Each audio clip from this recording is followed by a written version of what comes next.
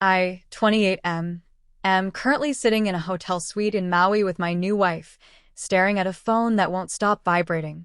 It's been 3 hours since we cut the cake, and the perfect family I thought I had has effectively self-destructed. Growing up, I was the reliable one. My sister, 24F, was the miracle. She had a heart condition as a child that she eventually outgrew, but the family dynamic never shifted back. Everything was about her. My graduations were overshadowed by her competitions. My first promotion was celebrated with a quick dinner because she had a dizzy spell. I accepted it because that's what you do for family. 2 years ago, I met my wife. She's a pediatric surgeon, brilliant, kind, and she sees right through my family's nonsense. When I proposed, we decided on a small, high-end destination wedding in Hawaii. We gave everyone 18 months' notice. I even offered to pay for my parents' and my sister's flights and resort stay.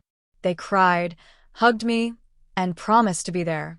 Then came the golden child pivot. 6 months ago, my sister met a guy. He's a wealthy entrepreneur, which is code for unemployed with a trust fund. 3 months into their relationship, they got engaged. My sister, knowing full well when my wedding was, scheduled her engagement party for the exact same weekend. I thought it was a joke. I told her over the phone that my wedding had been booked for over a year, the deposits were paid, and people had bought tickets. She just wailed about how it was the only time his family could do it and how an engagement party is a huge milestone.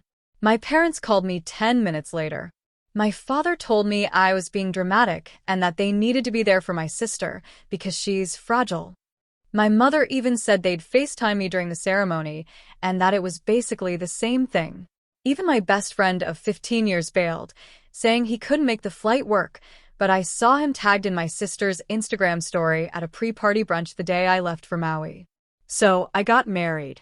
It was beautiful, but there was a hollow ache in my chest every time I looked at the empty front row. We were cutting the cake, a small, intimate moment with my wife's family, when my phone started blowing up. 52 missed calls. 1 text from my mother. We need to talk. Now. Pick up the phone, or I'm calling the police for a wellness check. You've ruined everything. I didn't ruin anything. I just finally stopped paying the bills.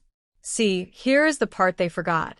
My grandfather hated how they spoiled my sister and ignored my hard work. When he passed away, he left his estate in a trust. The primary asset is the house my parents live in and a significant investment portfolio. The trust stipulated that the house and funds were to be managed by my mother until I turned 25, at which point the title and the role of sole trustee transferred to me. I turned 25 3 years ago. I had signed a right to occupy agreement that allowed my parents to stay as long as they paid property taxes and kept the peace. But there was a clause. Grandfather gave me a nuclear option to terminate their residency if they demonstrated a profound lack of familial support. 2 weeks before the wedding, when it was clear they were skipping my marriage for a party, I met with my lawyer. I quietly filed the paperwork to terminate the right to occupy, citing their abandonment of the family unit. I also froze the trust accounts. The engagement party they were all attending? My parents had used the trust's debit card, which I had just deactivated, to put down the final deposit. The 52 missed calls were the sound of a $50,000 bill coming due at a country club and my parents' cards being declined in front of their new, wealthy in-laws. I finally picked up the 54th call. My wife sat next to me, sipping champagne, as the screaming started.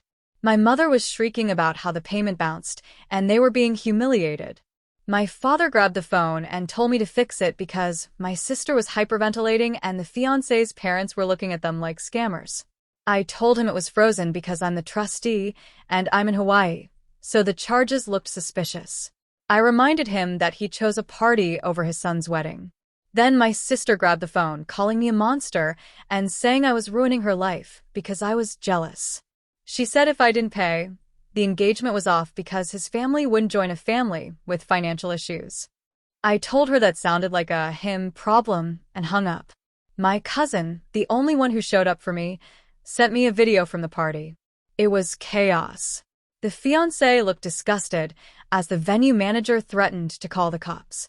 My sister was throwing a literal tantrum, throwing her ring at the guy, and he didn't even pick it up. He just walked out. But I wasn't done. While still on my honeymoon, I had my lawyer serve the formal eviction papers. My best friend called me, telling me to chill because my parents were packing in tears. I told him I was suing him in small claims court for the flight I bought him that he used as an excuse to go to her party. My parents tried to sue me for elder abuse, but my lawyer sent them a video my grandfather recorded before he died. In it, he basically said he knew they'd push me too far, and that if they tried to sue me, they should be stripped of everything. They dropped the lawsuit in 2 days. On the 30th day, the day they had to be out, I checked my Ring doorbell at 6 a.m. My parents were in the foyer. My father was pouring industrial-strength quick-dry cement into the HVAC vents while my mother splashed with stain on the imported marble fireplace. They were laughing, thinking they were destroying the house, so I couldn't sell it. I didn't call them. I called the police. I showed up as they were being handcuffed. My mother tried the frail senior act, but I played the video of them vandalizing the place. My father was arrested for felony criminal mischief. My sister pulled up and tried to film me to make me go viral, but I told her she was likely looking at conspiracy charges. The legal system doesn't play with malicious waste. My father got jail time and my mother got probation and community service. The best part? The no contest clause in the trust. By damaging the asset, they triggered an automatic forfeiture of their monthly stipends. They are now in a tiny apartment, and my sister is working at a diner because her wealthy fiancé left the second he realized she wasn't inheriting a fortune. I sued them civilly and got a judgment for 3 times the cost of repairs. I've placed a lien on everything they own. Every penny they make will eventually come to me to pay for that marble. I went back to the house one last time and found a floor safe they missed. Inside was my grandmother's sapphire ring, and a note from my grandfather telling me to give it to a woman who loves me when I have nothing. I already did. My wife and I have moved 3,000 miles away. The house is sold, and this cement sister is a local legend for all the wrong reasons. I lost a family, but I realized they were just weeds in my garden. The house is sold, the checks have cleared, and the bridges are vaporized. If you enjoyed watching this family fireworks show as much as I did, hit that subscribe button. It's the only thing in this story that won't cost you $50,000.